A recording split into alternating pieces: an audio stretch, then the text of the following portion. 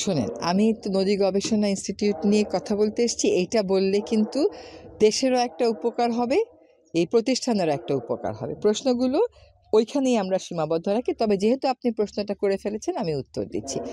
একটা হচ্ছে যে এইটা নিয়ে কতগুলো সরকারি সংস্থা কাজ করছে, তারা আসলে খুঁজে বের করবে যে এটা আসলে উস্কানিমূলক ছিল কিনা, এইটা মিটিগেট করার আর কোনো উপায় ছিল কিনা, এত বড় সংঘাতে যাওয়ার প্রয়োজন ছিল কিনা। তবে আমরা সকলকে আহ্বান করব ধৈর্য ধরতে। এখন যখন দেশ গড়ার সময়, তখন যদি আমরা দেশ না গড়ে এরকম সহিংসতা সংঘর্ষে জড়িয়ে পড়ি, সেটা কারোর জন্যই শুভ হবে না। বিশেষ করে আমরা কিন্তু আমাদের শিক্ষার্থী সমাজের উপর একটা অনেক বড় ভরসা রাখি। দেশে যে ফ্যাসিজম চলে গেল, গণতন্ত্রের পথে যাত্রার একটা সুযোগ তৈরি হলো, এই জন্য শিক্ষার্থীদেরকে আমরা সবসময় অভিবাদন জানাই। তারা যেন এই জিনিসটাই সবসময় তাদের মনোজগতে রাখেন যে গণতন্ত্রে যাওয়ার পথটা এমনিতেই আমাদের জন্য খুব কঠিন। তারপরে আমরা যখন যাত্রাটা শুরু করলাম, কোনো অসহিষ্ণু আচরণ রেনের জন্য যেন সেটা বাধাগ্রস্ত না হয়। আর একটা হচ্ছে সকলকেই ধৈর্য ধরতে হবে, কারণ সকল বিবাদের, সকল বিরোধেরই শান্তিপূর্ণ সমাধানের পথ তো রয়েছে। প্রথম কথা হচ্ছে যে চীনের যে পরিকল্পনা, এটা আমরা পত্রপত্রিকা মারফত জানতে পেরেছি, এবং এটা হচ্ছে বিশ্বের সর্ববৃহৎ জলবিদ্যুৎ প্রকল্প। সে ব্যাপারে আমরা আনুষ্ঠানিকভাবেই চীনকে জানিয়েছি যে তার প্রকল্প সম্পর্কে আমরা তথ্য চাই। সে প্রেক্ষিতে চীন যেটা আমাদেরকে বলেছে যে লোয়ার রাইপেরিয়ান দেশগুলোর ক্ষতি হবে না তাদের এই প্রকল্পের কারণে। তারপরেও আমাদের পানি সম্পদ মন্ত্রণালয় থেকে আনুষ্ঠানিকভাবে আমরা পররাষ্ট্র মন্ত্রণালয়কে বলেছি, পররাষ্ট্র মন্ত্রণালয় যেন তাদের কাছ থেকে আনুষ্ঠানিকভাবে তথ্য উপাত্তগুলো চায়। তথ্য উপাত্তগুলো না পেয়ে আসলে কনক্লুসিভ কোনো কিছু বলা সম্ভব না। আর ভারতের যেখানে বাঁধের কথা বলছেন, ওখানে কিন্তু এখন অভ্যন্তরীণ প্রচুর বিরোধিতা রয়েছে। দুটো ক্ষেত্রেই আমরা কনসার্নড এই জন্য যে আমরা তো লোয়ার রাইপেরিয়ান দেশ। আমাদের যদি পানির প্রবাহ একদিকে তিস্তায় কমে গেছে, অন্যদিকে পদ্মায় কমে গেছে, এখন যদি ব্রহ্মপুত্রেও কমে যায়, আমরা নদীমাতৃক বাংলাদেশের যে ক্যারেক্টারিস্টিক্স, ওটা নিয়েই একটা বড় ধরনের কম্প্রোমাইজে পড়ব। কাজে উভয় দেশের কাছ থেকেই আমরা তথ্য, একটা চাওয়ার প্রক্রিয়া শুরু হয়ে গেছে, আরেকটা তথ্য চাইব, এবং আমাদের স্বার্থকে অক্ষুণ্ণ রেখে যেন তারা কাজ করেন সেটা নিশ্চিত করার চেষ্টা করব।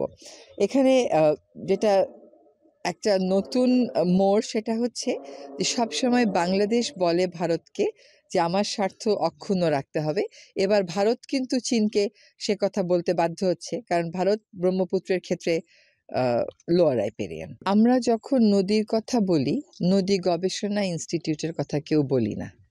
আমরা নদীর কথা বললে পানি সম্পদ মন্ত্রণালয়ের কথা বলি, নদী রক্ষা কমিশনের কথা বলি, কিন্তু এখানে যে এত আধুনিক সুযোগ সুবিধা সম্পন্ন একটা গবেষণা ইনস্টিটিউট আছে, এটার কথা কিন্তু সাংবাদিকেরাও তেমন আপনারা বলেন না যখন নদীর কথা বলেন। অথচ তার যে কার্যপরিধি, সেখানে যদি তাকে ঠিক মতন বরাদ্দ দেয়া হয় এবং সেই বরাদ্দ সে ইউটিলাইজ করে, অনেক ভালো ভালো কাজ কিন্তু আমরা নিজেদের সক্ষমতা দিয়েই করে ফেলতে পারি। আজকে কয়েকটা নির্দেশনা, একটা হচ্ছে যেমন ধরেন একটা গবেষণা প্রতিষ্ঠান, তার গবেষণার জন্য টাকা হচ্ছে ৮৪ লাখ।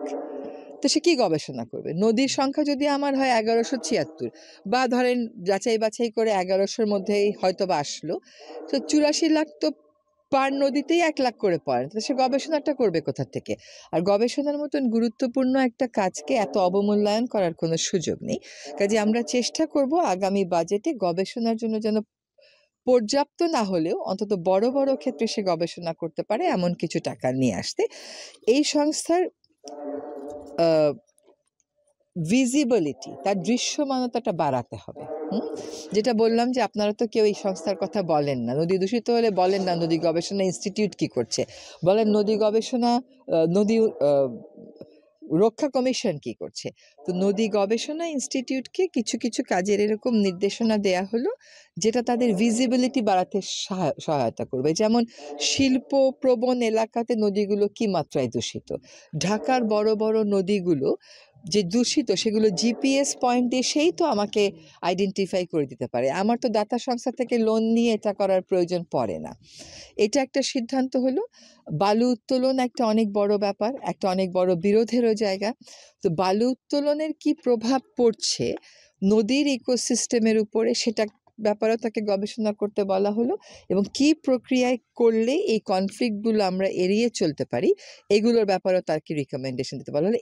এই ধরনের রিকমেন্ডেশন যখন আসবে, যখন জিনিসগুলো মানুষের প্রাত্যহিক জীবনকে ছুঁয়ে যাবে, তখন কিন্তু এই প্রতিষ্ঠানের দৃশ্যমানতাটা বাড়বে। আরেকটা হচ্ছে যে আমাদের কিছু কিছু গবেষণা সরকারি পর্যায়ে হয়।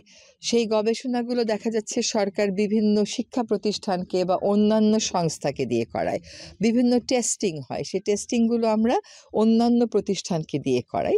তো আমরা আজকে একটা সিদ্ধান্ত নিলাম যে যেখানে নদী গবেষণা ইনস্টিটিউটের সক্ষমতা আছে সেখানে নদী গবেষণা ইনস্টিটিউটকে দিয়েই করাতে হবে এবং সেটা সরকারি যেই সংস্থায় যাকে চুক্তি দেখ না কেন সেই চুক্তিপত্রে এই কথাটা লেখা থাকতে হবে।